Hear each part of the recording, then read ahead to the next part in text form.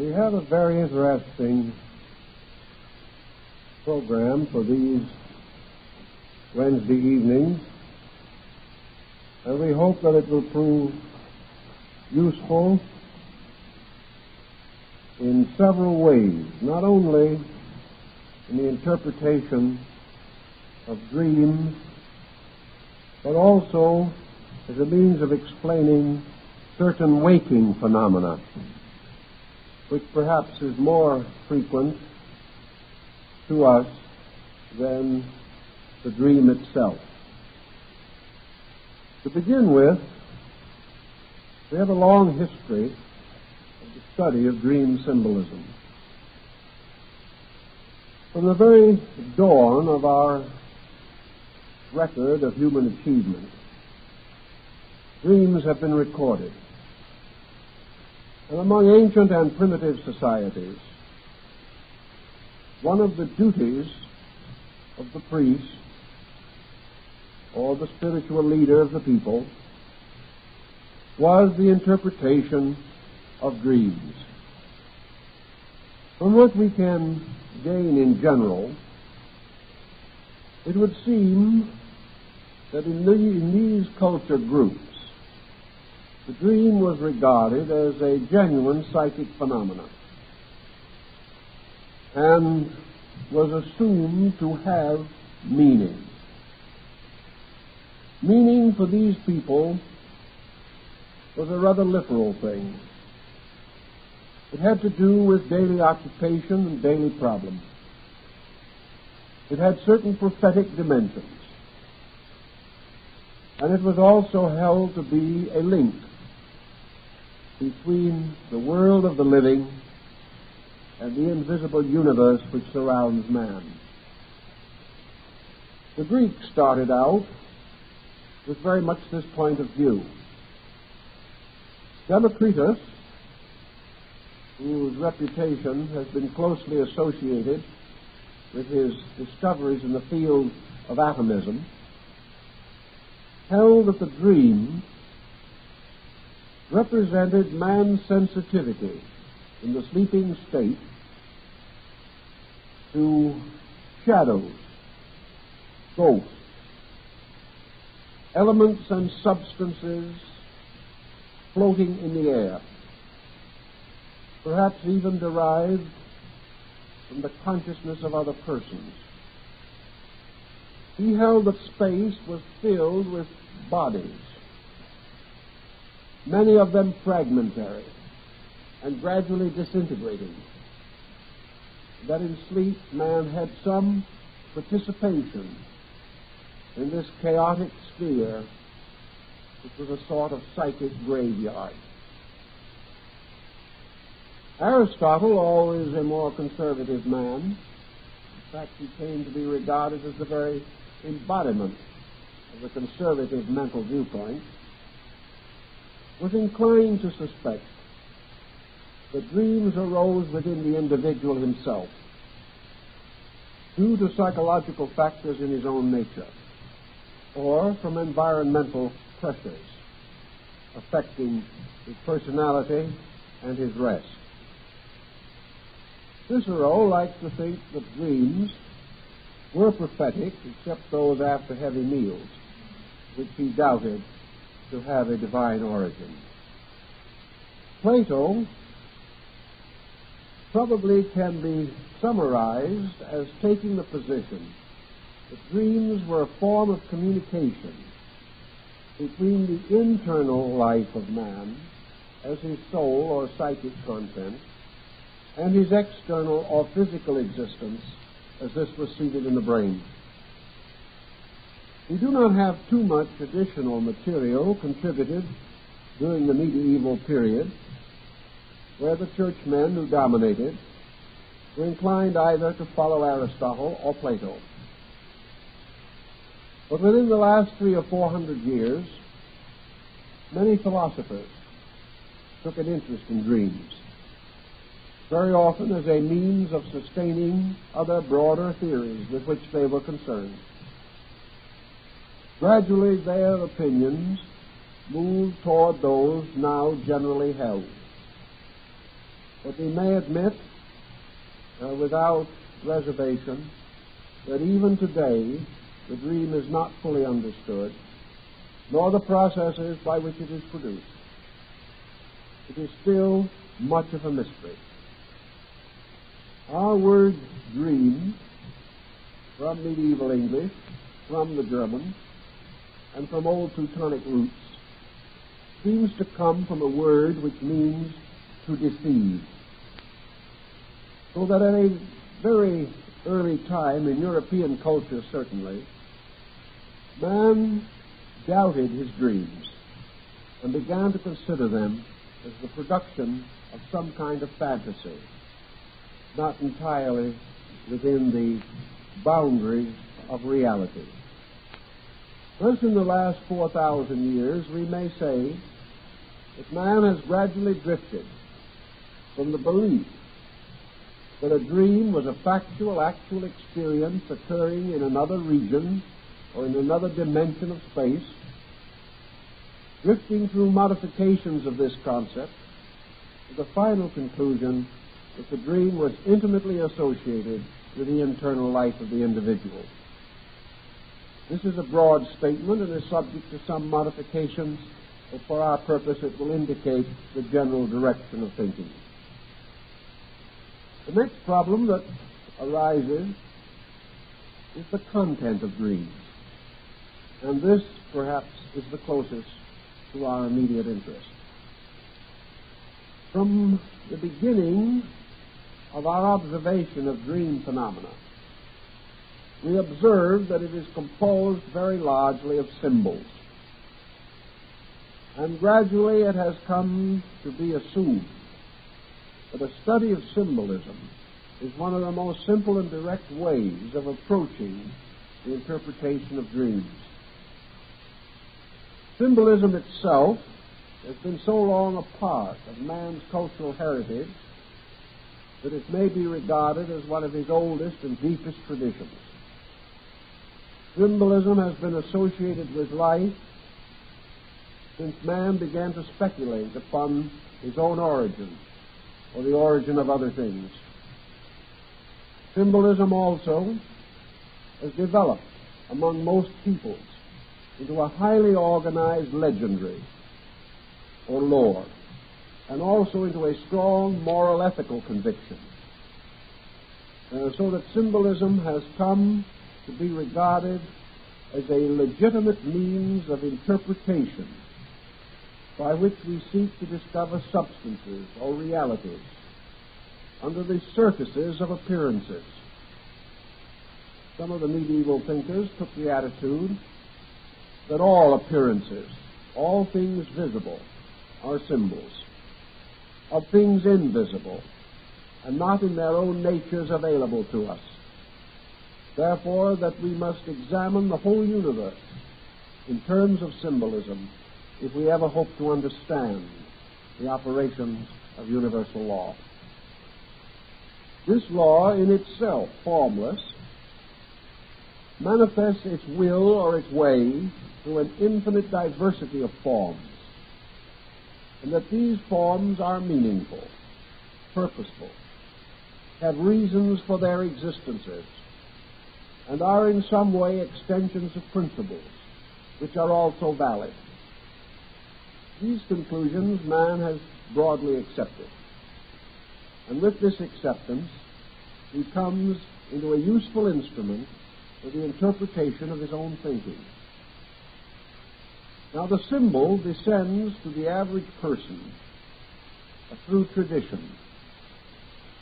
Whether we realize it or not, we are not only constantly confronted with symbolism in our daily living, but it has come into our consciousness through our association, through our reading, through our religion, through our arts and sciences, and through practically every specialized agency of cultivation. Those in various walks of life have developed intense symbolisms around familiar things, as the agriculturist or the mechanic or the metal worker. To the physician, the world is a series of symbols, originating in the great processes of biology and physics. Disease manifests itself through symptoms, and symptom is another name for symbol. It is a kind of symbol, a symbol manifesting itself through a process or through a moving circumstance in the structure of the individual.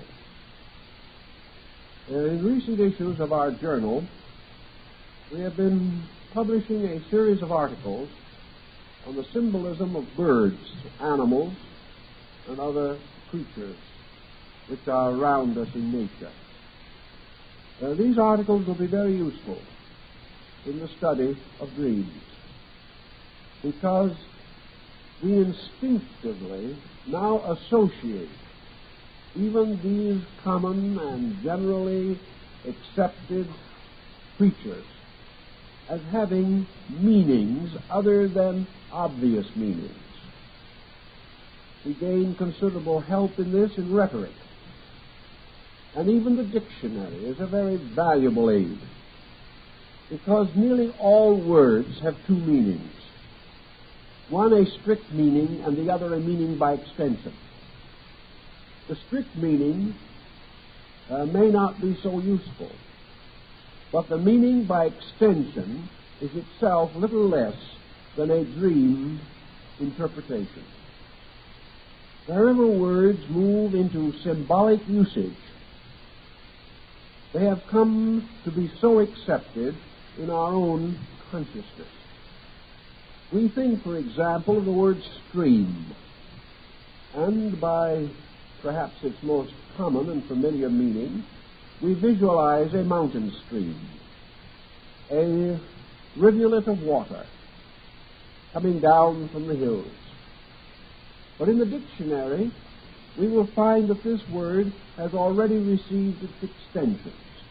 We may now speak of a stream of thought, or a stream of events, or a stream of circumstances. Thus our word has come to convey a flowing of ideas, or a flowing of values, rather than of simply a flowing of water. We also think of the word storm, and our strict meaning would involve natural phenomena.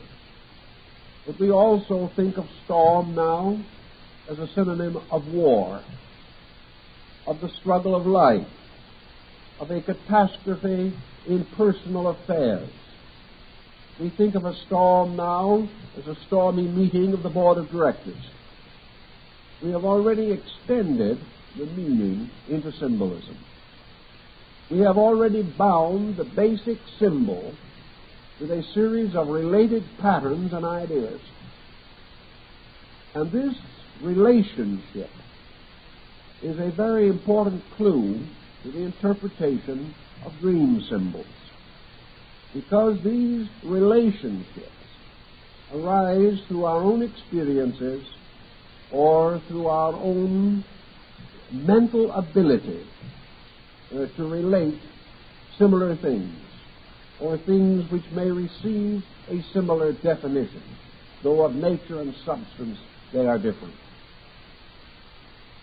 In this same thinking, then, the dream alphabet that we are seeking, and which, in spite of man's best endeavors, has never yet been found, this alphabet almost certainly derives itself from folklore, derives itself from the unusual but natural interpretations that we give to things.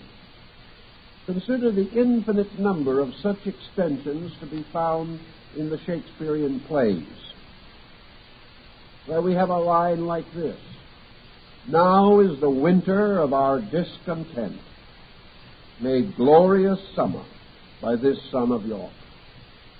Here we have winter and summer brought into an entirely new relationship of meaning. Here we have winter as a symbol of discontent, summer of contentment, or of the flourishing of things.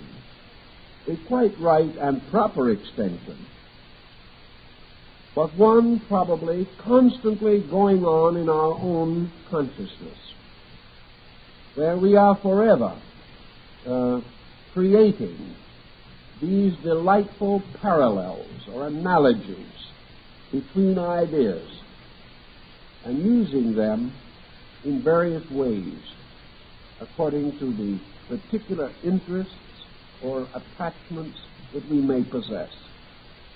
Another and rather parallel situation arises in what we call argot, a kind of dialectical situation.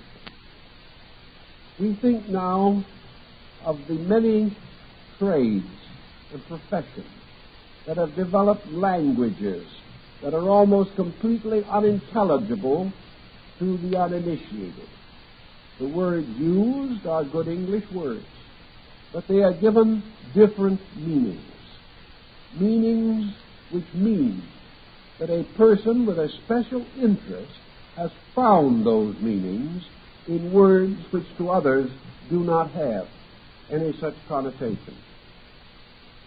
Thus we find in the development of mechanics and crafts and trades that old words come to have new significance, and the old meanings fade away from non-utility. Thus a constant psychological change in term and word is noted throughout our history. Now, what does a word do to us? A word can do one of several things. We may start with the most pronounced negative. A word can do nothing. That is one of its functions. If it does not mean something to us, it remains not only uninteresting, but perhaps unintelligible.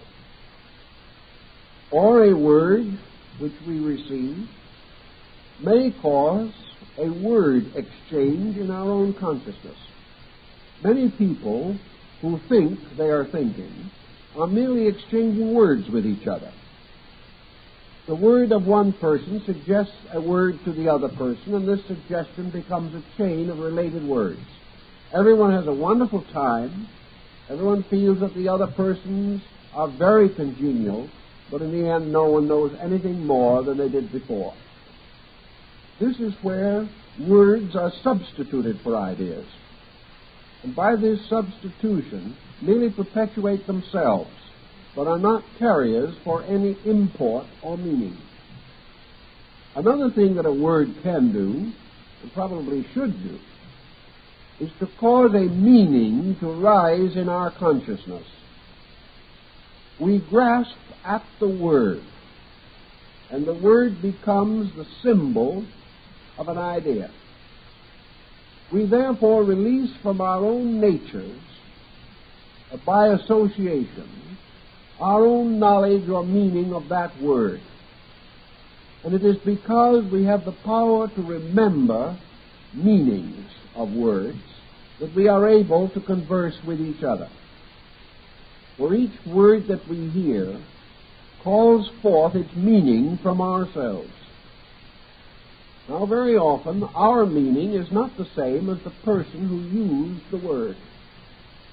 This leads to what we commonly call misunderstanding, which is simply the inability of the person hearing to call forth from himself a definition of what he hears that is similar or identical to the meaning of the person who spoke.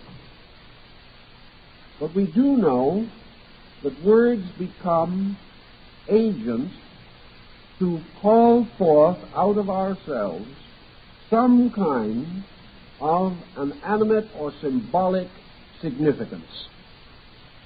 And where they achieve this purpose, we do maintain a fair level of communication. These words, then, are not in themselves so important. They are important merely because they cause us to recollect ideas. and to have these ideas brought from some dark, mysterious file of the memory and injected into an immediate situation. We call this stimulation of ideas. Also, we may take several related ideas, and when a person combines in words these ideas in new patterns, we have invention. We have ingenuity or originality. And we prefer these original patterns to rather worn-out cliches with which we are over familiar, and which therefore do not bring forth from ourselves the satisfaction of immediate new comprehension. This process has its definite relationship to dream existence, because we dream for the reason that we have this availability of ideas, and to bring them into objectivity requires some kind of an agency, a moving or pressureful circumstance, no longer the word of someone else, but perhaps another kind of stimulation. And this we will discuss in a moment. In the meantime, however, we have one or two other small background points which I think are worth making. Dreaming in man is rather well associated with age patterns. We know that the young, the child, does dream. We know also that the dreams of children are rather easier to interpret because they arise from a comparatively small area of stimulation. There are only certain things meaningful to the child, comprehensible to the child, and it only has an elementary group of symbols with which to react to stimulation.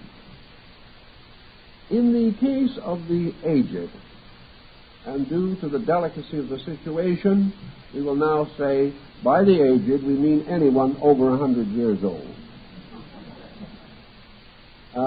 But to the older group, the centenarians and so on, dreams also lose most of their vitality in the majority of instances. Dreams among the aged are not as numerous, nor as intense, nor as well remembered.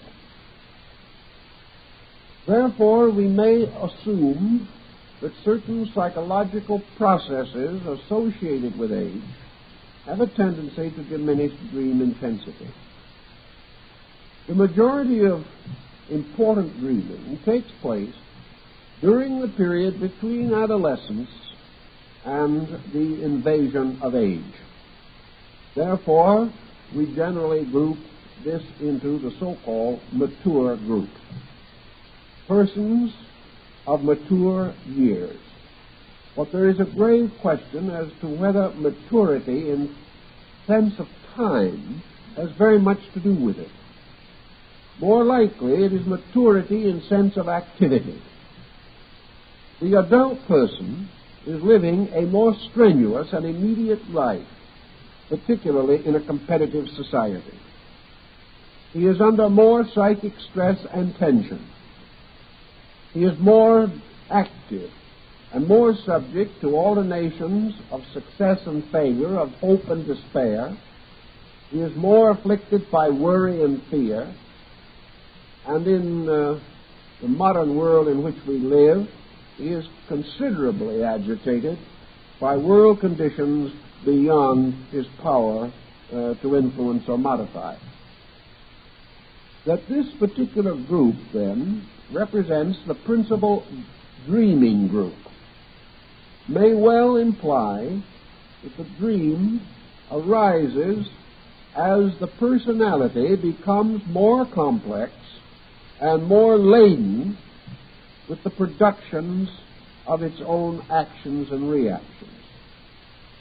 We can carry this thought a little further into the life of domestic animals. We know that animals dream, and it has been observed that this dreaming becomes more noticeable as the animal ascends the scale of intelligence. We also note that dreams are more frequent in animals with active lives than those with sedentary lives. The family lapdog has not been a consistent dreamer, and his dreams, if he has any, appear to be comparatively moderate. Occasionally he will flick a leg in his sleep or appear to be munching a particularly fine bone. But otherwise we do not see too much dream symbolism. The hunting dog, however, will nearly always show strong marks of dream excitement after a hunt. Dogs which are engaged as, for instance, police dogs in various services for man, or seeing eye dogs that have to fight with traffic to protect their masters and develop apparently a very keen sense of canine responsibility. These kind of dogs dream more frequently.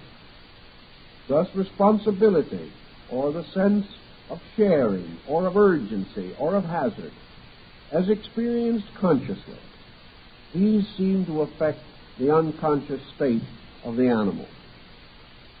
Another point that perhaps might be made in passing is the relation of dreams to those who are in one way or another curiously afflicted. It is not as yet demonstrated that persons born blind have visual dreams. The tendency is definitely to suggest that they do not. That where they do have dream experiences, these dreams take other forms, making use of symbolism in areas where sensory perceptions are still available. This is not true, however, if the individual becomes blind, after once having become aware of the world around him. It is also true that persons who are born deaf are not known to have dreams involving speaking of words or other phenomena with which they are not familiar. It is reported that after Helen Keller had been taught to speak, artificially of course, but still to speak, that speech began to occur in her dreams. Prior to this time, prior to her own experience of speech, this did not occur in her dreams. Points of this kind continually point up or indicate some valid relationship between phenomena as experienced by the senses and the mysteries of sleep phenomena as we record them in dreams. The next point, perhaps, that we should try to clarify is the level of man's reaction to dream pressures. Dream pressures are now generally regarded as of two kinds. Those which arise in the environment around man, by means of which his rest is in some way partly disturbed, and certain association mechanisms begin to function within his own otherwise sleeping consciousness, and dreams which are essentially of internal origin, arising distinctly within the individual, and therefore not in any way validly related to immediate circumstances around him. But undoubtedly many of these dreams are ultimately related to circumstances around him. Dreams which arise almost entirely from external circumstances are such as would naturally accompany the disturbance of rest.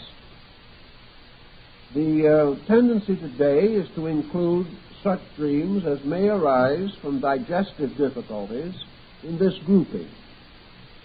perhaps because the major enemy or the main cause of the dream did come from outside, perhaps in the form of mince pie or broiled lobster late at night. In any event, however, these dreams, which have a physical or mechanical origin, seemingly are regarded as essentially environment-produced dreams. Those, however, which arise with no direct relationship to any immediate circumstance may more likely be attributed to the individual's internal life. And those arising from the internal life may also be divided into at least two classifications. And here we get into rather confusing ground because there are innumerable groups of classifications suggested. But for our present purposes, I think two will cover our need. The first of these groups would arise from the individual taking his daily activities into rest with him. Therefore, the dream, in most cases, can be directly traced, if not to the circumstances of the preceding day, at least to a series of pressing circumstances which have occurred recently, or which represent the natural, probable human reaction to fear or worry or tension or stress or anxiety of some kind. The second type of internal dream would appear to be considerably detached from these considerations and may be regarded as indication of the pressures of basic temperament. What the individual is begins to press itself upon his awareness. Therefore, the two internal groups can be said to be composed of what the individual is and the result of what the individual does. And these are now held to explain most dream phenomena. I think it is wise, however, to consider the possibility of a minor reclassification. I think we may include as environmental dreams all dream phenomena which arises from environment, whether immediate or remote, whether it be something brought forward from childhood or something which has occurred within the last few hours before sleep. All of these generally belong to one classification, broken up into time groupings.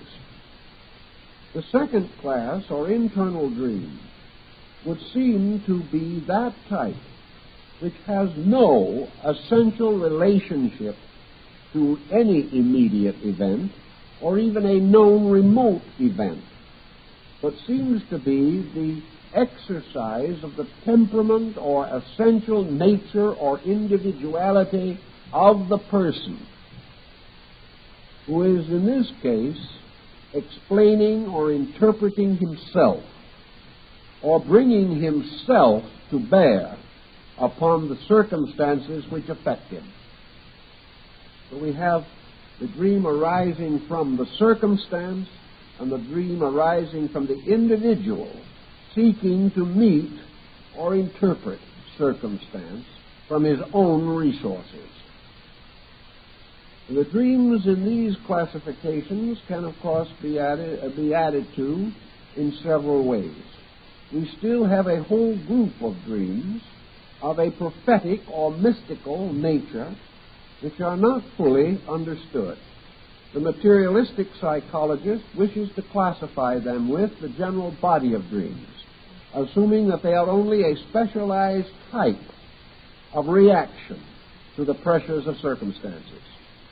The mystic, however, is inclined to feel that the mystical dream or the mystical experience in itself is valid, that it represents a direct contact with some superior level of intelligence or consciousness, but that this contact takes upon itself the familiar dream symbols in the process of moving into objective awareness. Therefore, the symbolism may not be essentially different but the level and quality of the meaning behind the symbol that can be in many ways modified or changed. Research in this field, as might be expected, is not abundant, but there is an increasing interest in it and more tendency to become concerned about it. Also, in the general heading of environmental dreams, a new factor has been imposed in recent years in the study of atomism and in the development of electronics and related sciences. The possibility now of universal pressure upon the individual, or universal chemical processes, electrical or magnetic, may affect the individual and cause a kind of dreaming which is not related either to the ordinary environment or to the individual's own psychic content. This may open a comparatively large field of research and is beginning to take considerable significance in our thinking. Another phase of our dream problem, which perhaps will have to be ultimately explored, is the relationship between the dream per se and what we call daydreaming. Whether we know it or not, we are constantly playing with symbols, whether we are asleep or awake. And when we misunderstand our neighbor and turn bitterly upon him and blame him for something which was not his meaning, we are actually involved in the same process as dream interpretation. We are actually dreaming awake because we are calling forth these symbolic shadows and attempting to use them in the grasping of ideas. Daydreaming, of course, has as its fundamental principle a kind of escape mechanism. The daydreamer is a person trying to live in a private world, not getting along too well in the public regions in which he abides. He decides that it would be more pleasant, more comfortable, and in his own thinking, better for him to invent a world. And he invents it as diligently as the story of Gulliver's Travels represents an invention. He invents a world in which he is always right. Now that is a delicious state of affairs. The only difficulty with it is it remains an invention, a delusion, and a snare, because it assumes something that cannot be assumed, namely that he is always right. Also, in a way, his rightness is associated with certain weaknesses of his temperament. Whatever may be the principal handicaps of his life are always neutralized in the daydream. He finds himself, therefore, always an object of admiration. He is always a perfectly splendid being. He is not only always right, but he is always magnificent. He is also privileged to exercise authorities and freedoms which are not possible in his daily life. So in daydreaming, he develops all kinds of utopias based upon almost any subject, from retiring into a monastery in the Himalayas to becoming a beachcomber in Tahiti. Whatever seems to him to bring him freedom from the pressures which affect him and for which he is not able to make adequate compensatory adjustment. Whatever gives him then this sense of total sufficiency is in some way shadowed in his daydream. His daydream can therefore be analyzed to the end of determining the inadequacies or imperfections of his own psychic processes. And in his daydream, he consciously builds. In his ordinary dream, he unconsciously builds. But in both cases, he is working with the same basic materials. And that which he builds will also tell a story of himself. We know the architect by his house. We know the individual's nature by what he seeks to achieve and what he seeks to escape. These may be clearly indicated in his daydreaming or in his sleeping. Also, by nature and choice, man surrounds himself with symbols. He surrounds himself with various emblems or devices, colors, sounds, forms, substances, which in their own ways tell what he is. They may also reveal that which he is not, and they may definitely reveal the areas of tension or stress which are most dangerous for him. If, therefore, we are inclined to read man's sleep symbolism, we should also read with equal interest his daylight waking preferences, those things which most interest him, those things which bring him the greatest comfort, the type of picture he finds congenial, the type of music he listens to, the arrangement and color harmonies or discords of the furnishings of his home, the selection of a model of an automobile, the programs he watches on television or radio, or he listens to on radio. These things are all symbols of attitudes and processes taking place within his own consciousness. By the law of selectivity in himself, he is constantly seeking to compensate for his deficiencies or to obscure them or to defend himself against them. Also in the problem of dreams and dream symbolism, we know that dreams become increasingly painful or difficult to bear as man slips away from the state of a norm, his own norm, not other people's, and falls into a psychosis of any kind. One of the danger symptoms which each person should watch carefully in his own character is the condition in which dreams become too prominent in his waking life. A person, for instance, who gets up in the morning with his day overshadowed by a bad dream and may require several days to recover from that dream, or may desperately attempt to accept something which he has dreamed about as a fact and allow this to influence his conduct while awake. Such a person is not in very good shape, and something should be done on his own part at least to gradually correct this condition, because if he allows it to drift too far, he may find that the pressures of his subconscious take over in his conscious affairs, and this could be extremely difficult and dangerous for him.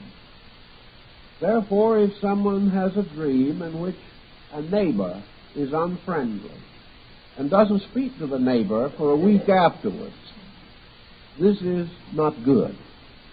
This is truly allowing ghosts to take over.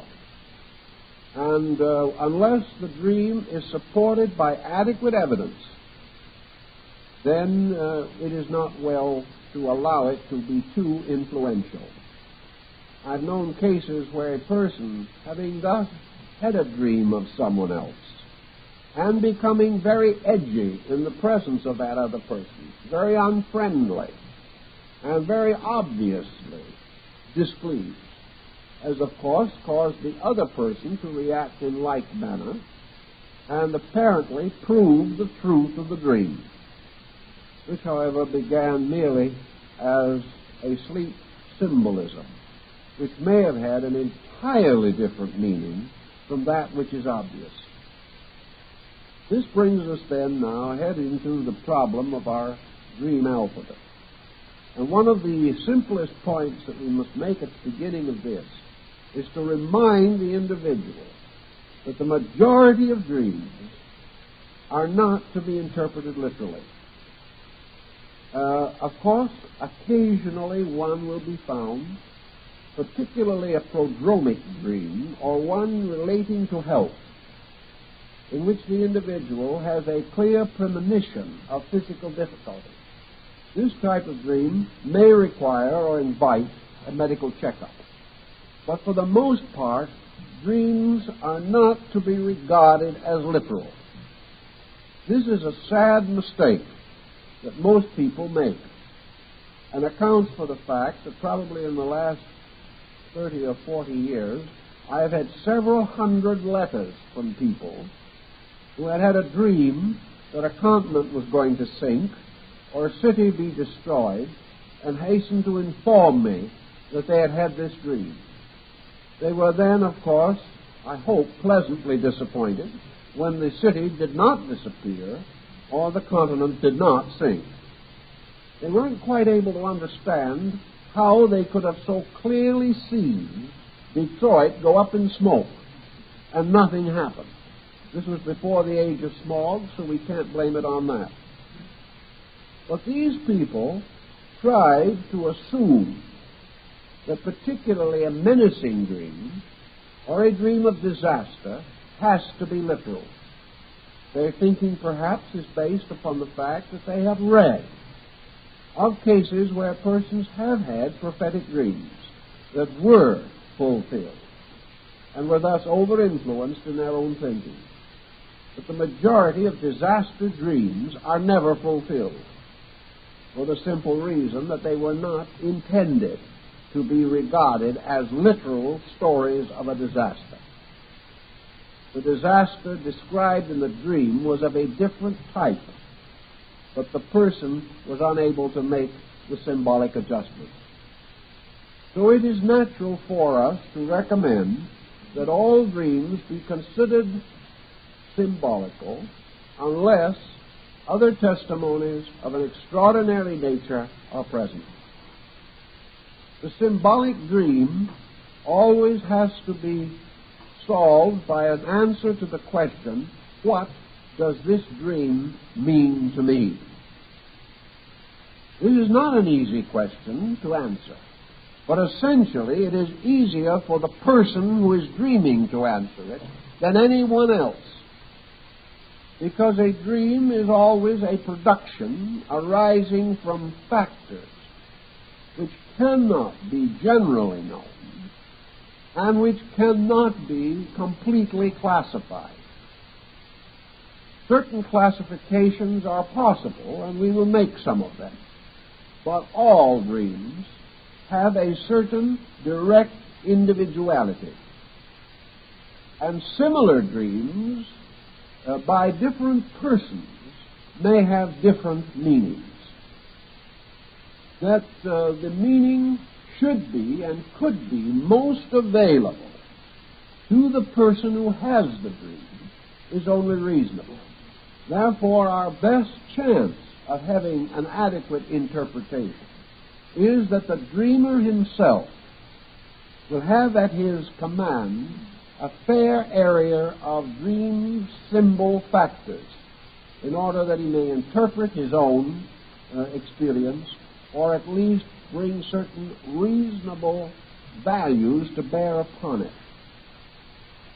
Now, the basic meanings of dream symbols are surprisingly simple, and although they can be presented in an extremely learned way, we will probably come as close to them in Grimm's fairy tales and Aesop's fables as anywhere else.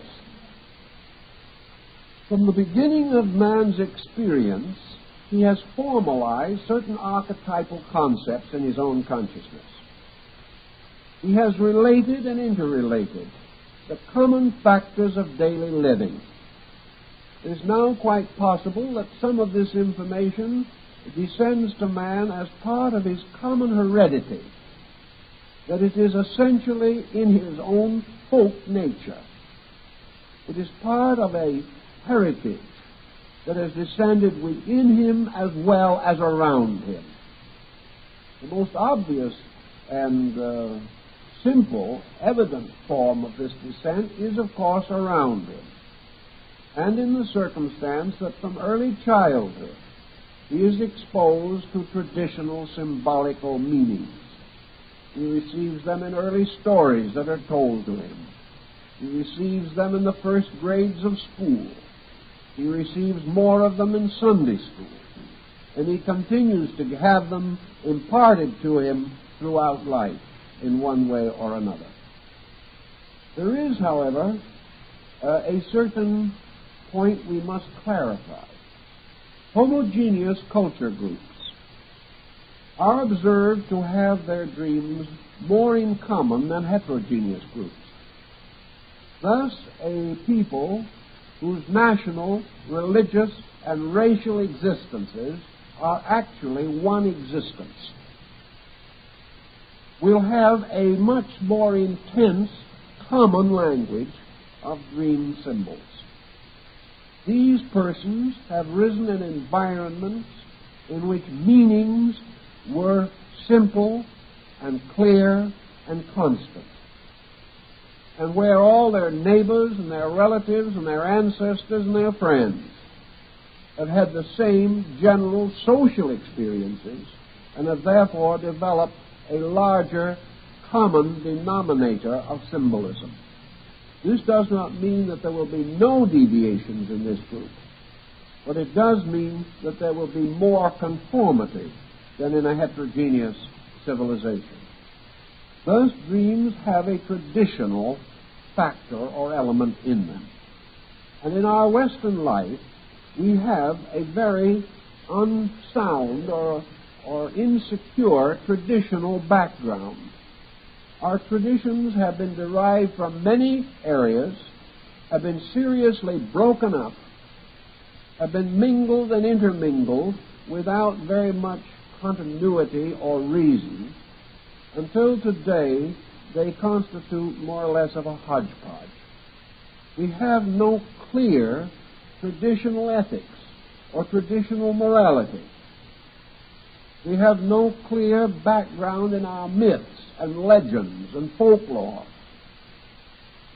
We are not like the Greeks, who had their religion and their philosophy very closely interrelated.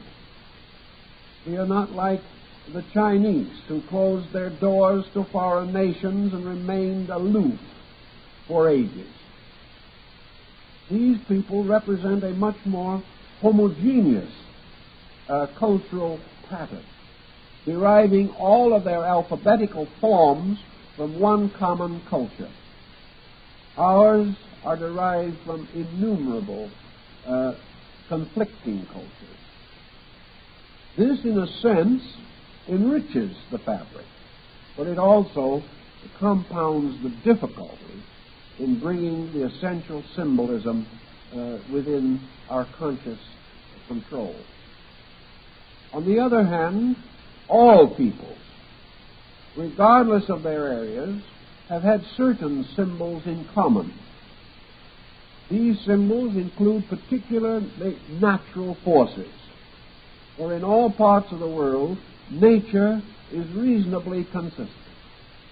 It is true that in some areas we have a temperate climate, and others a torrid. These will modify. But all over the world, if a man falls in the water and cannot swim, he will drown. All over the world, an individual who does not eat will be hungry. And all over the world, an individual who is tired goes to sleep. Thus, there are these large common patterns to which we may turn for certain generalities, which must then be carefully special. If we use the familiar stories and legends that we know, we shall gradually come into possession of a series of related concepts by means of which we can come into control of a great number of dream symbols. It is not necessary to list all of them, because you can sit down yourselves with a piece of paper, put down a series of basic words, and then explore your own understanding of these words. You can take any kind of a symbol, and you can muse upon that symbol a little while in terms of extension. You may not arrive at what might be regarded as the classic meaning. In probability, you will not, for the reason that the classic meaning would be an absolute norm, and the average person cannot be absolutely normal in his reaction to anything. You will, however, gain not only a general concept, but also perhaps a particularly colored one, suitable to your own needs, and telling you what this symbol particularly means to you. Thus you can take almost anything you can dream about, and you can put down the basic thought, and you can begin to improvise upon this theme. It is almost the same as certain basic word tests in which you search for word association. But in this case, instead of seeking for similar words, you seek for related meaning. Well, we'll take a few and try and show you what we mean by this. Let's take a very old and common symbol, a rabbit. Now, if for some unknown reason, or at least unexplained reason, you should in your sleep have the adventure described in Alice in Wonderland, in which this young lady, having gone to sleep, was confronted by a very prepossessing rabbit that not only looked well and dressed well, but also spoke with a distinct English accent. This rabbit became a kind of conductor and led her down into the earth where all her adventures took place. Now, this rabbit symbol, what does a rabbit suggest to your mind? It suggests many different things. One of the things, for instance, that it might very well suggest to you is its rapidity, its power to jump. It may also suggest to you other habits. When a rabbit is cornered, unable to escape, and does not know what to do, it remains absolutely still, trying through complete suspension of all activity to conceal its identity or its location. And of course, we associate rabbits very largely with intense productivity.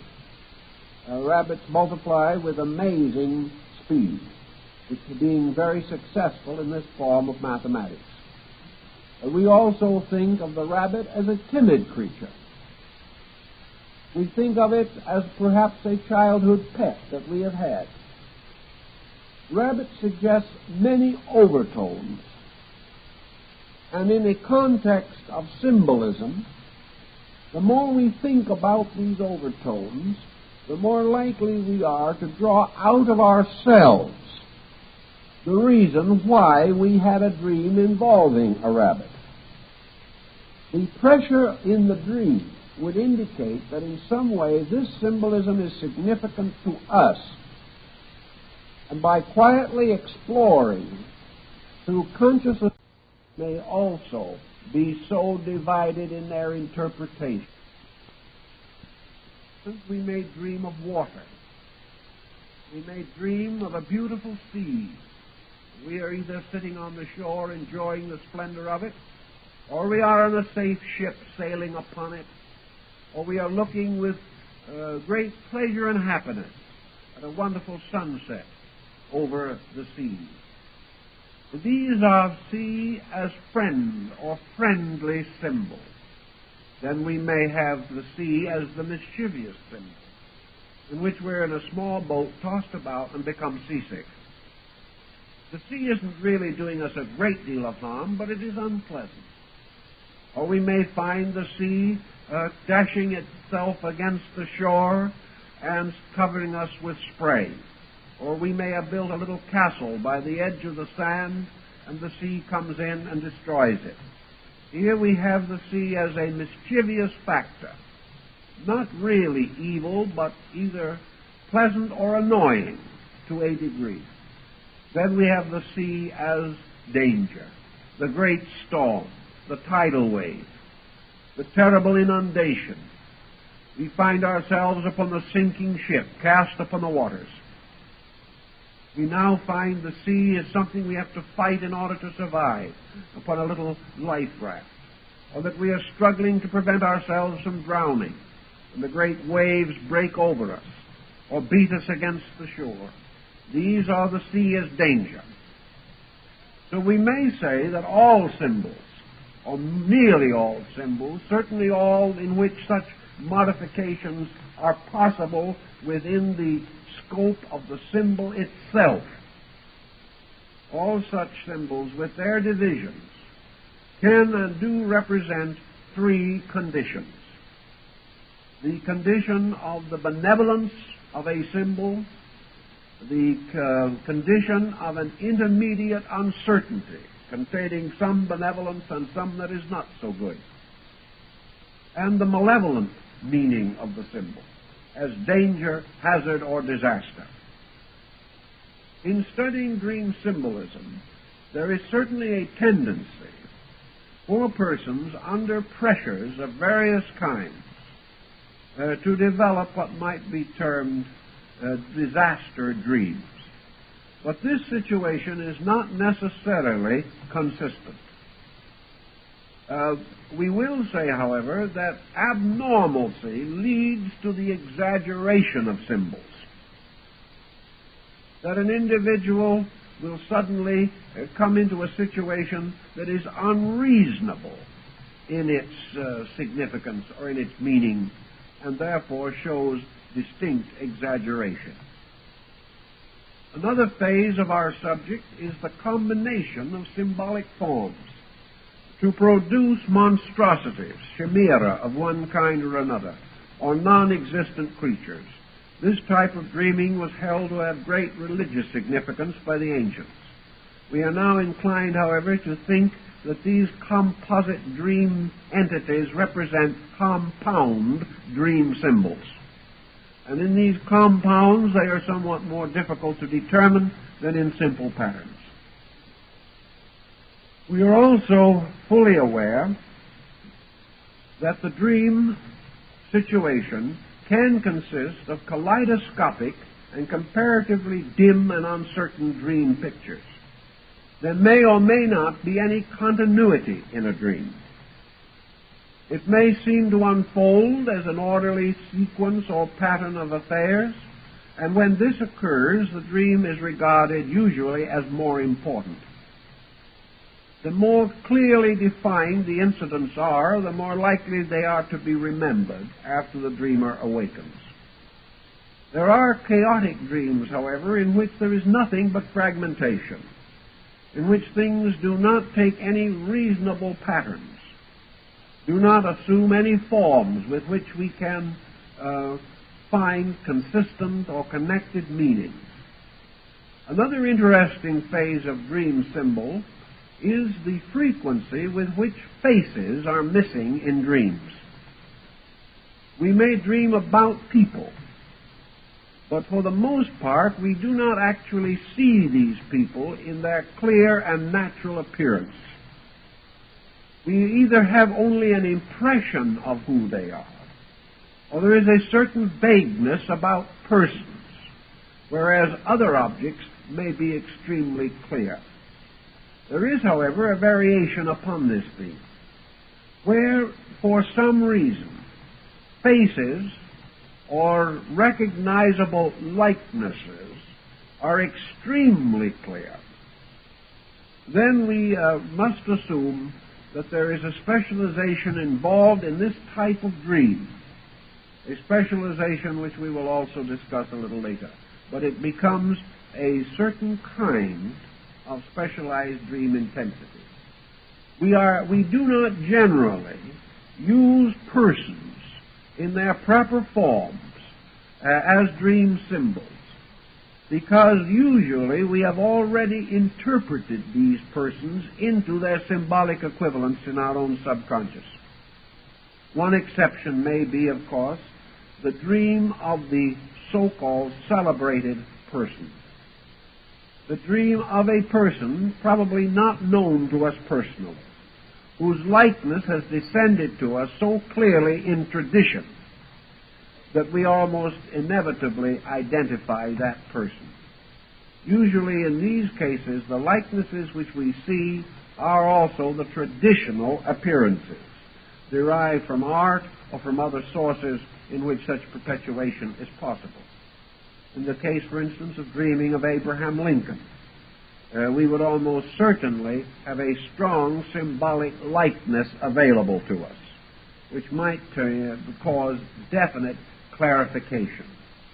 The same is true in certain religious dreams, where dreams of Christ and of Mary and of the angels may take on a very clear and definite form. One of the reasons this type of dream is held to be more significant than other kinds of dreams is this very circumstance that the persons involved are extremely clearly etched upon consciousness, this causing a considerable difference to the general type of dream. Having, therefore, certain of these generalities available to us, we can begin to think of various types of common or familiar symbols with which we have certain association. The moment we think of the birds or the animals or the flowers or the trees, let us also think in terms of what these have held as traditional meaning. And in most instances, our own determination of this will answer our question. Because when checking these kinds of lists, it is not surprising to find considerable originality. And the interpretation given by the person may not be the most common one, but the one that was most common to him, or the one which was the natural result of his own attitude toward life. Now, flowers represent a very good example of levels of meaning, peculiarly because of their relationships with many of the important functions of life. For instance, flowers can and often do represent birth.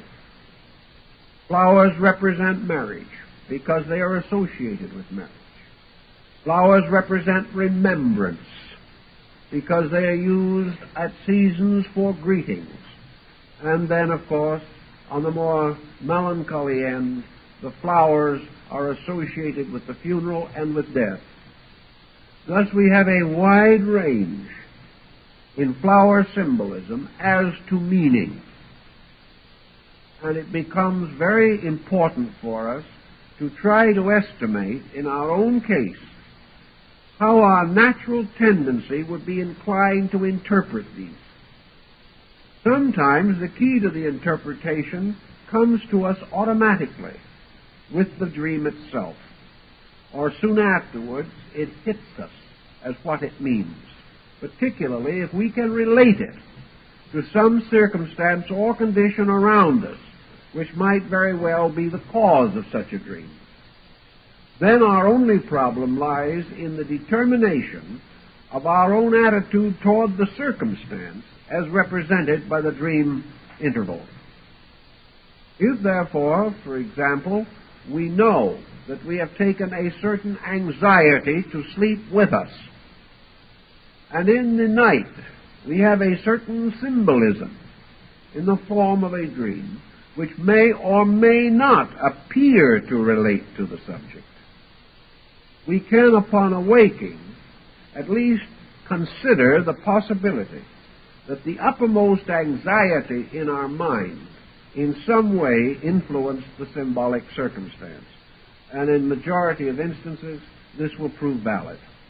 Not in every case, however, as there may be a basic urgency beneath the particular experience which has occurred.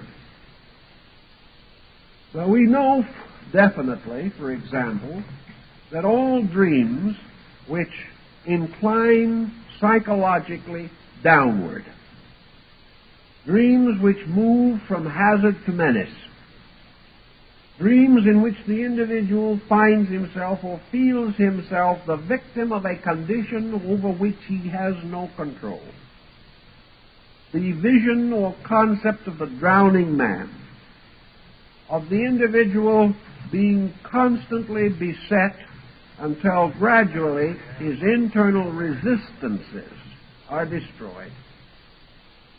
We then find the natural tendency of the dream to reveal a kind of total frustration. It is comparatively rare, however, for a dream to carry this frustration to the point of death. The individual may experience drowning, but he does not experience that he has drowned. He experiences falling, but he does not experience that the fall was actually fatal.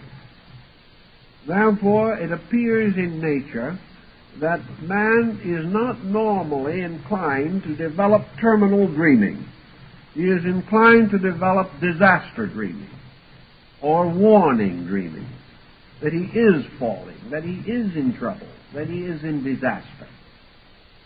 It usually takes very little basic effort to clarify this situation in his thinking. He can begin to estimate the terms of the pressures around him, and he can relate to the general concept that he is being gradually absorbed into a situation over which he has no reasonable control. This dream of impending greatness or vastness, which he cannot hope to master or balance, will be found as almost always a sign of extraordinary discouragement. This type of dream, where it occurs, may take any number of types of situation. A man may dream that he has been bitten by a serpent. It is several miles to the camp where he has snake antitoxin. Every effort is made to prevent him to reach that camp.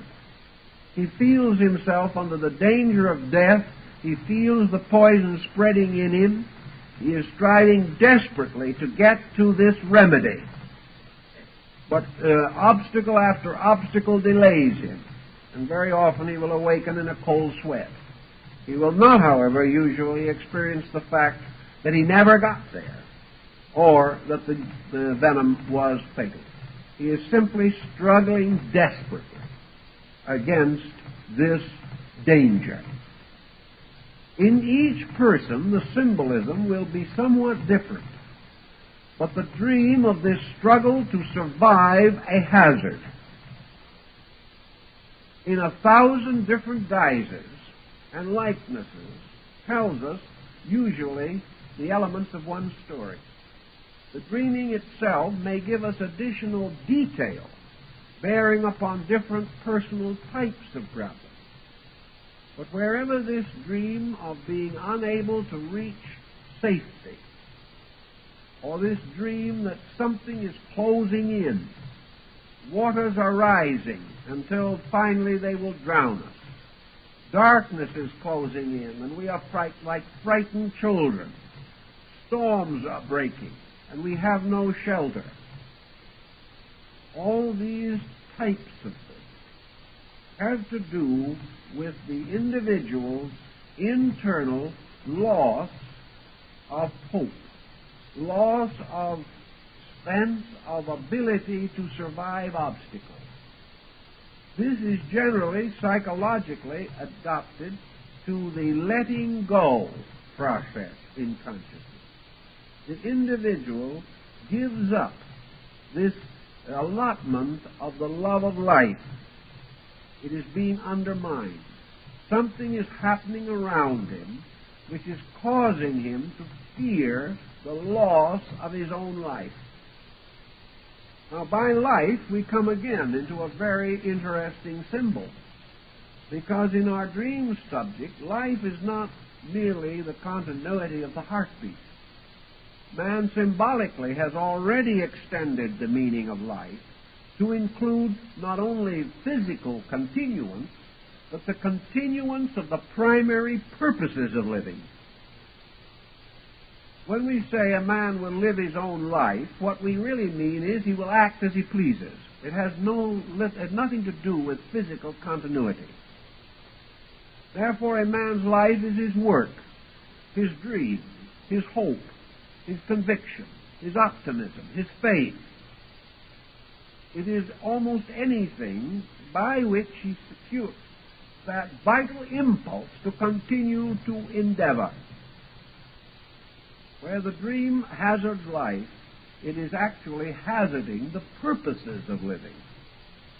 And dangerous dreams of this kind arise often where there are frustrations in personal affairs that seem to be hopeless, and to which the individual must either adjust without the loss of this sense of life, or the dream is telling us that he is giving up, and that therefore his ability to perform his various functions properly will gradually diminish unless something is done to correct the situation. So almost any one of many symbols will suggest this. But all these symbols are in one category, basically. And you can probably pretty well sense that the individual who finds himself sinking in quicksand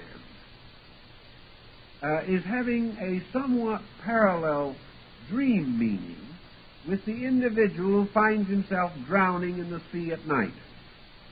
Now, the difference between quicksand and the sea may or may not be important, depending largely upon the individual's analytical interpretation of his own symbolism.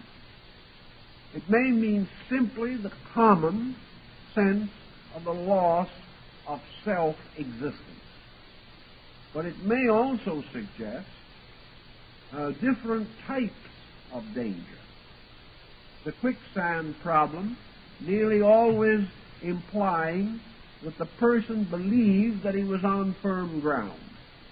Then he is caught in a situation which is unexpected and finds himself slowly being destroyed. To drown suddenly in the ocean is a quicker kind of destruction, representing perhaps more directly an immediate crisis which must be immediately faced. The quicksand, or whatever it is, may represent the individual's own unconscious quotient. The individual is falling into himself. He is dying into his own introversion. He is losing contact with reality. So to drown has a sense of this loss of contact, loss of reality, loss of a balanced, organized, natural, suitable way of life. In the same way, different types of incidents may be played out by different persons. We know, for example, that in drama there are about 43 plots, things that can happen to a person or a small group of persons. Yet out of these 43 plots, by their combination and by their various dressings, we have the entire dramatic literature of the race. Therefore, these themes are capable of eternal improvisation. But the basic skeleton is still extremely simple. And the basic pattern in dreams is extremely simple if we are able to reduce the compound to its essential skeletal form. The individual, for example, who dreams of elders, of older persons, who comes under the influence in dreams of wisdom or of learning or of some deep source of satisfaction or progress, usually is then falling into the concept of the traditional factor in life. The individual who seeks wisdom, seeks understanding, seeks knowledge, is most likely to have this imparted in dream pattern through the elder, or through the person to whom we symbolically associate the concept of experience. The old, therefore, if of a benign nature, represent experience. They represent the source of further knowledge, the source of leadership, of guidance, of help, or of protection. They may also, in some cases, imply that the individual needs to have a deeper traditional insight into his own nature. He needs to listen more acutely to the experienced lessons which have been given to him in life. We hear the saying, on television and radio. They had a program called The Voice of Experience. The voice of experience speaks in dreams, usually through the elder. Or if it does not speak through the elder, then it speaks through the prelate, through the person in high office, or in some benevolent dignity. Always the experience pattern speaks down from a superior level of attainment of some nature, and would seek to assist us, guide us, or direct us. The voice or the words or the thoughts exchanged with this elder and the advice given must therefore be considered to be advice arising from experience if it is benevolent. If this elder is a sorcerer, a trickster, a magician, a witch, a warlock, a demon, then this elder is not giving us the voice of the experience of things, but is speaking to us out of the prejudicial level of our own psychic development. It is telling us the things that we have built into consciousness that are wrong. Therefore, it is giving ill advice. It is betraying us. And it is telling us that we have already psychologically betrayed ourselves, that we are under the pressure of false value, and that in our dream, this false value, governed by an intuitive perception, relieved of the pressure of false mental conjecture on our own part, is trying to reveal to us something that is wrong in its true light, in its light of being wrong. That what we thought was an opportunity is a temptation. What we believed to be a firm judgment was really a prejudice. What we believed to be strength of character was nothing but narrow-mindedness. These false advisings from the aged usually tell us that our experiences have not profited us well, that we have taken the wrong message, that we have not understood or applied the principles which nature intended. Young people, children, newborn babes, things of this nature in dream symbolism, have the meaning that they would symbolically suggest. The majority of persons in this world, consciously or unconsciously, invest their own future in their children. Whether they know it or not, they consider the child as the extension of themselves. The child, therefore, in the dream, is very often an extension of the person into the future. It is the symbol of a new beginning. It is the symbol of a new reaction to circumstance. In other words, the symbol of a new life. But it is a life of our own. And the child symbol usually is associated with some major hoped-for improvement of our condition. It is far more likely to represent a new life in us than to actually refer to children around us. The child also can and does symbolize the child in ourselves, a creature that never dies regardless of the age that we achieved in physical years. Therefore, it can be both the childlikeness and the childishness. As the childlikeness, it is the purity, the innocence, the basic spiritual integrity of the person. But as childishness, it is immaturity, impractical thinking, perpetual adolescence, and the failure of the life to mature. Thus, we can determine some of these values from the way the child functions in the dream. If it is a beautiful child, a loving child, a wonderful child, a child that we have great hope for and have loved very deeply, and for which we feel the most admirable emotion, this child then probably does represent the childlikeness, or the new dream, or the hope of a better self with which we are involved. But if this child is delinquent, hateful, discordant, and a pain and sorrow to us in our dreams, then this child represents our childishness, our lack of maturity, and the streak of perpetual adolescence in our own natures, which is gravitating against the maturity of our lives. The loss of a child in a dream is usually the indication of the giving up of a hope or a project or an idea that is very dear to us. The loss of a child is the loss of an extension of ourselves into the future. It means that something which we deeply desire to accomplish now appears to be impossible or highly improbable.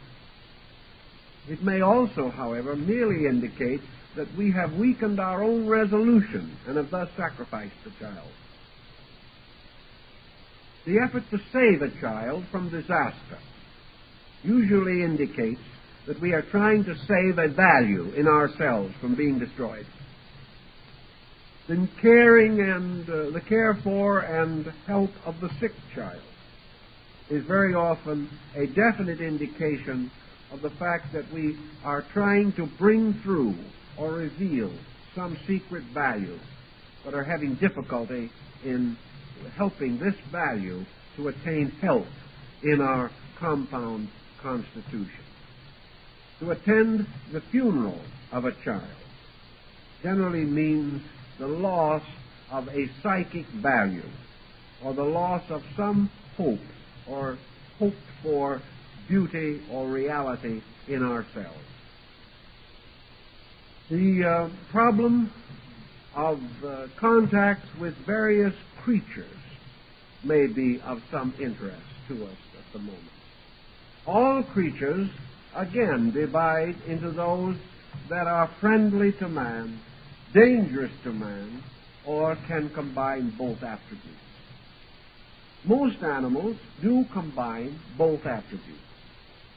But in various cultures, some animals are regarded as more benevolent than others. Therefore, in this symbolism, your cultural platform becomes of importance. Also, your legendary and traditional background. In Asia, the elephant, for example, has always been a symbol of wisdom. It has also been regarded as a fortunate symbol. To us in the Western world, this is not so easily understood because our legendary and lore do not support entirely. But subconsciously, we still associate the elephant with erudition, with thoughtfulness, and with shrewdness of mind.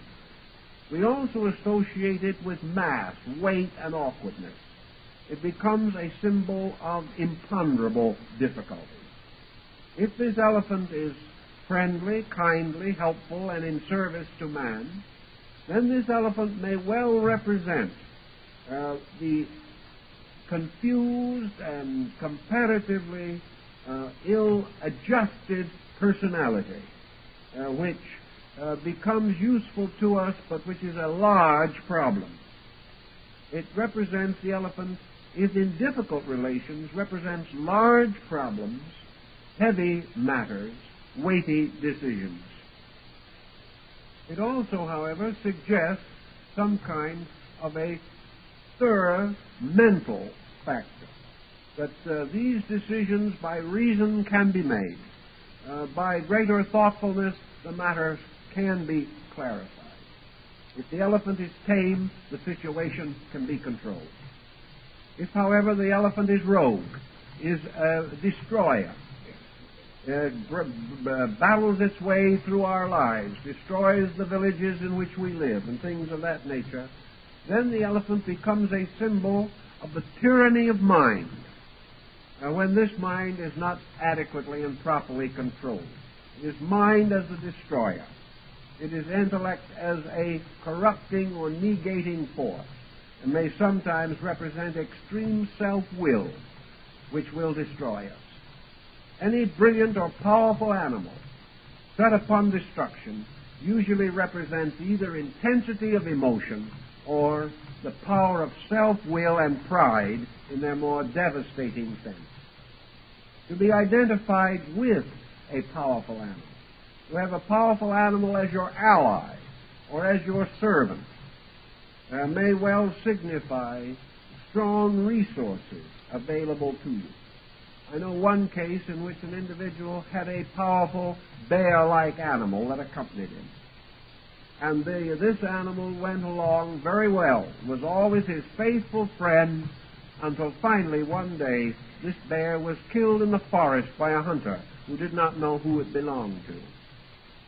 And of course the owner wept very pitifully in his dream and wished that the bear could come back to life.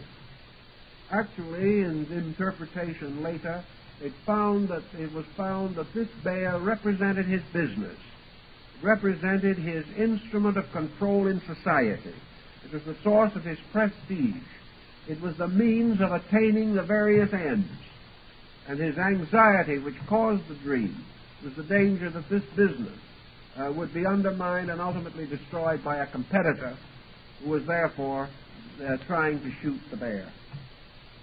This type of dreaming can only be clearly understood if we know that the man is in this spot in his business and that he is under these pressures. We might have gotten some idea, of course, from the old association of the bears and the bulls with the stock market. Such associations frequently arise and cannot be overlooked. I know a case of a dream in England in which a man had his pocket picked by an old lady with one of these old-fashioned folding parasols, a black bonnet, and a taffeta dress and coat, who had a very motherly, kindly appearance, but was an absolute pickpocket and minor brigand. The symbolism would be meaningless to us, but it was very meaningful in the context of this man, for he was out on the end of a limb in investments. He was hazarding too much money. He had gotten himself into a bad situation in trusting the wrong people in investments, and therefore was in grave danger of losing, and was greatly worried over this loss. And he therefore went back subconsciously to one of the most common symbols used in England to symbolize the English Stock Exchange, which is known throughout the investing world as the little old lady of Threadneedle Street. That is the name of the London Stock Exchange. And this was the little old lady that was picking his pocket. The symbolism arose from perfectly natural association, but without a little help, the man probably would not have consciously bridged this symbolism. So here is another kind of basic lesson: the idea of nicknames, of puns upon words, and of peculiar meanings associated with trade symbols, with which we are commonly acquainted every day. We know that trade symbols now occur very frequently in dreams to take the place of the various activities or specialties with which they are involved. So that this situation may help us to determine, perhaps, the nature of an anxiety rising from occupation, investment, speculation, or even the general trends of commodities which may influence our lives. Now, the continuation of the animal symbols would, of course, indicate that animals like the lion, signifying royalty, regality, leadership. The lion as the friend may mean not only a strength within ourselves, but also our ability to depend upon important support in our project. The lion turning on us may be a betrayal of both or either. An anxiety which will produce the symbolism would therefore cause the lion to become angry or dangerous. We find that nearly all animals which have been domesticated actually represent friendship for man. The horse is a carrier of man, and also a beast of burden for man. Therefore, the horse is frequently a body symbol. In the Chinese, for example, the old Chinese philosopher pointed out the foolish man who was walking down the road carrying the donkey on his back instead of riding the animal, as a symbol of man being controlled by his body. Therefore, the horse, the natural bearer of burdens, or the natural carrier of man, represents both his body and his personality. But by extension also, this horse can also intimate his career, or the direction in which he is traveling. And if the horse is injured, it may again be a symbol of the interruption of purpose, or the fear of such interruption. Animals which are frequently around the home usually become symbols of persons or conditions in the home. And therefore, very often, small children are represented by young animals, more often than by young children. It's interesting that when we dream of children, it probably means something else. But when we dream of kittens and puppies, it probably means children. One of the ornery qualities of dreams is their dislike to be literal. This seemingly is too simple and too easy, and would have not permitted any particular glory to have descended upon dear old Dr. Freud. Things had to be more complicated. Actually, home situations are not as often represented by home as we know or think of the term, as by some relationship of a friendly, jovial, or emotional nature with creatures, situations, or conditions. A mortgage or a heavy responsibility upon the home may very often take the form of fear or worry about clothing. Clothing, by the way, plays quite an important part in dream symbolism. It is seldom a symbol of adornment in dreams. It is much more often a symbol of concealment. It may represent out-of-date attitudes, the person whose garments do not match his times. To see ourselves in poorly fashioned garments is to have subconscious awareness of misgivings or shortcomings in ourselves. To appear suddenly without garments is to be afraid of exposure, or to be in the midst of a situation that might cause embarrassment. The individual who finds his garments suddenly soiled or injured and is trying desperately to clean them again is one whose conscience is probably not in the best of shape.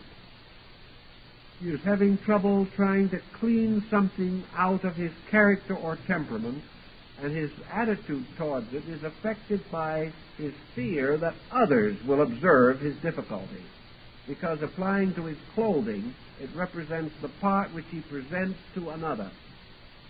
If, however, he senses this dirt or lack of cleanliness upon his skin, then it is very much more likely to be a worry concerning his own personality in relationship to himself. The layers of circumstances move inward toward the essential nature of the individual. To discover a lost treasure usually indicates or means that the individual is in the presence of new ideas or new values which can be of great help to him in the future. To have the dream of sickness is often a dream of self-pity. It often is part of that same symbolism of the small boy who, after having been slightly punished, turned to his mother and says, "When I'm dead, you'll be sorry." And many individuals who want to hurt other people's feelings have dreams that they are lying blissfully in a coffin and all their enemies weeping over them. This is a kind of revenge dream, a dream that has to do with getting even. And one of the most certain methods by which man psychologically tries to get even with circumstances is by destroying himself. That is one of his most common symbolical procedures. Birds have to do frequently with message, with travel, with insight, with uplifting ideas or thoughts, with guidance or leadership, and because they inhabit an airy region, they are likely to be associated with the mind and with thought. Therefore, the birds, having their various meanings and their various symbols, by their appearance to us or by their involvement in our affairs, become symbolic of various attributes. If, for example, we see an eagle, and this eagle flies off and invites us more or less to follow him, or follow it. This eagle representing, as it does, a bird of courage, and also to a lesser degree a bird of prey, but to our thinking usually a bird of courage, represents an invitation to a more courageous approach or quest for something that is valuable or needed. If, however, this bird turns upon us to hurt us, then we are in danger of audacity. We are in danger of developing the attributes of the talon and the claw and the beak by which our own inner life is likely to betray us. The owl, of course, is the symbol of wisdom and also of mystery and for the search for hidden things. And very often, because of its association with the city of Athens, a symbol of philosophy. The raven or the other talking birds very often signify intuitive experiences or suggest that advice or needed information is likely to reach us or has reached us, but we have not yet been able to interpret it. We haven't been able to make the thoughts of other people talk. But if they do talk, they may lead us out of our difficulty. Caged birds represent usually limitations upon our love, our thoughts, and our affections. Birds which are associated with water have much more tendency to be associated with our emotional life. Those with air have to do largely with our mental life. The swan, of course, is one of the most ancient symbols of human mystical insight and appears in this form constantly in Western symbolism. And in the Japanese symbolism and Chinese, the mandarin duck, which never leaves its mate and never has but one, is the symbol of fidelity. And in the experiences of these people might very well come through with that kind of meaning. The Oriental peoples also worship the crane or the stork, which likewise had considerable effect in European thinking. This bird was the symbol of patience, because it would stand quietly on one foot for hours, watching the little pool of water and waiting for lunch. And it would be able to do this for perhaps a whole day without moving. Therefore, that patience, quietude, relaxation, and watchful waiting are indicated in this particular situation. And out of the old traditional legendary and lore of our people, these thoughts come. Symbols of battles are usually symbols of conflict in ourselves, or conflict with those around us. To be wounded in battle is to be injured in such conflict, and therefore to feel psychic injury. The person who is wounded, injured, or in an accident is telling us a story of psychic injury.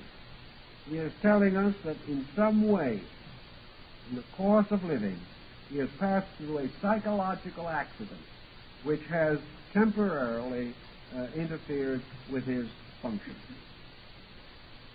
Symbols which have to do with arrows or with various weapons are very often quite interesting. Weapons generally represent the abilities of an adversary.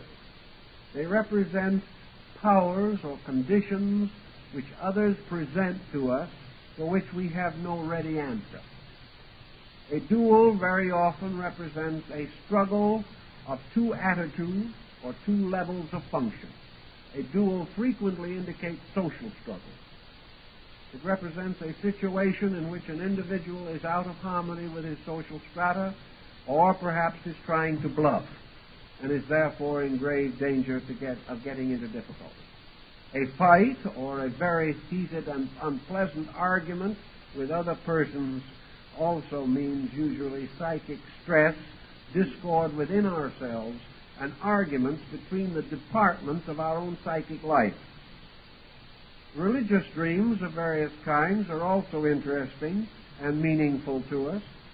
The dream of being in church or some experience of that nature is generally either a symbol of internal integration or else the need of it, and the impulse of the person to seek some form of solace. It is a solution through faith or through hope, recommending itself to the consciousness of the individual. Rituals of religion are usually indications of protection or of the availability of insight. For wherever religion appears constructively, it is insight. It represents a contribution from the basic consciousness awareness of the being. Where religion emerges in a dream as a persecuting or destroying force, then it warns us of prejudice and the danger of prejudice arising in our own psychic organization, likely as a result of our own attitude to turn upon us and use our convictions to injure ourselves. Therefore, these convictions must be basically wrong. For wherever a thing normally good takes on an evil appearance, then we have misunderstood or misused a natural fact, and have therefore come under the, might say, the displeasure of that fact, a situation which is being revealed to us. Visions of celestial beings or of divine persons generally represent one of two things. Either that the individual is in an extremity and therefore is making a very strong plea to his basic faith. He is trying to reach into the source of some kind of peculiar and definite strength or need.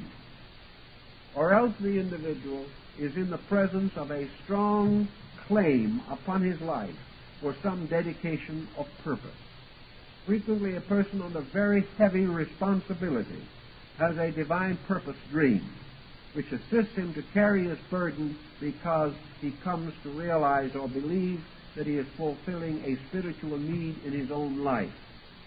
And if the general pattern of this circumstance is benevolent, then this responsibility is proper. If the revelation takes on dogmatic or despotic attitudes, then his own willfulness or his own stubbornness is forcing him to stay with a situation that is otherwise not necessary or proper to him. Religious dreams in general represent man reaching for security in time of stress. Therefore, both in waking and in sleeping, emergency nearly always brings strong religious impact. Now, there are all kinds of adventure dreams in which persons pass through various episodes, similar to those in the mythologies of ancient peoples. Usually, in the normal type of adventure dream, the individual involved becomes a kind of heroic person, and the dream becomes a hero dream. This hero dream is not different from almost any of the legends in the Age of Fables. It may be parallel in the Arabian Nights or in the wanderings of Odysseus. But wherever the person engages in a series of heroic exploits, we find the indication, psychologically speaking, that the person is fighting against adversaries psychologically represented by the enemy in the dream. The dragon represents one of the most compound symbols in man's experience. In China, it is a good symbol. In Western civilization, it is not a good symbol generally, although under some conditions it may take on a benevolence. The reason it is good in China, probably, is because the Chinese mind has been so deeply involved in mysticism that the internal or the unconscious content has become a thing of benevolence. In Western man, the unconscious is a thing of danger. The dragon as a space symbol generally represents the mysterious total power lurking at the source of man, a power of which he is afraid, a power which he does not dare to express, a power which he can scarcely hope to ever understand. Therefore, the dragon is the unconscious and mystery. And to slay the dragon is to overcome the fear of the unknown. To harness the dragon is to make use of the unknown to the advancement of known purposes. And to tame the dragon means to lose fear of the unknown and to transform it into some useful force. Other chimera or monstrous characters in symbolism include the unicorn. The unicorn, this mysterious horse with a horn on its forehead, is for a great many persons the symbol of transmutation. It appears in dreams as a solution symbol, usually. Wherever it appears, the matter can be handled. It is a promise of solution. It is a promise of the necessary insight. And it usually is an announcement that the situation needed will appear in due course or be recognized in due course by the person who has the dream. Various characters and figures and symbols from the Age of Fable, like the harpies and the sirens, mermaids, nymphs, and things of that nature, representing elementary forces, have a tendency to indicate appetite or rudimentary emotions within man. They have to do with instincts and impulses. And most of your submundane forms in dreams are impulse symbolisms. They represent impulses or urges to do things, many of them not easily explainable, and to fall under their influence, as Odysseus so nearly did, or to be turned into the swine, as the sailors of Odysseus were, by Circe the magician. This type of symbolism means impulse taking over, means imagination or psychism dominating the life. Going on from one type of symbolism to another, we have trees as the emblems of growth. We have flowers as the emblems of unfoldment in Asia and of kindliness or thoughtfulness or wisdom in the West. Flowers are usually immortality and generation symbols.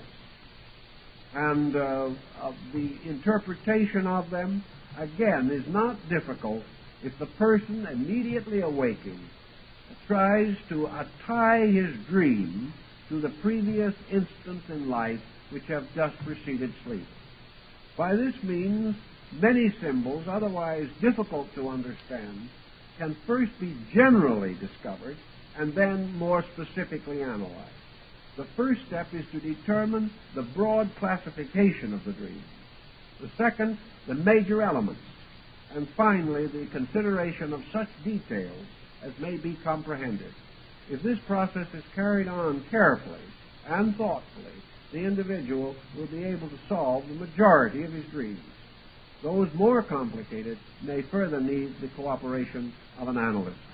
But for the most part, man can do what he was intended to do. The dreams were meant for him. Therefore, the power to use them is in him if he knows how to find that power. And we hope in the course of this series to help you to find some more answers to this subject. But the time is up for tonight, so we have to stop.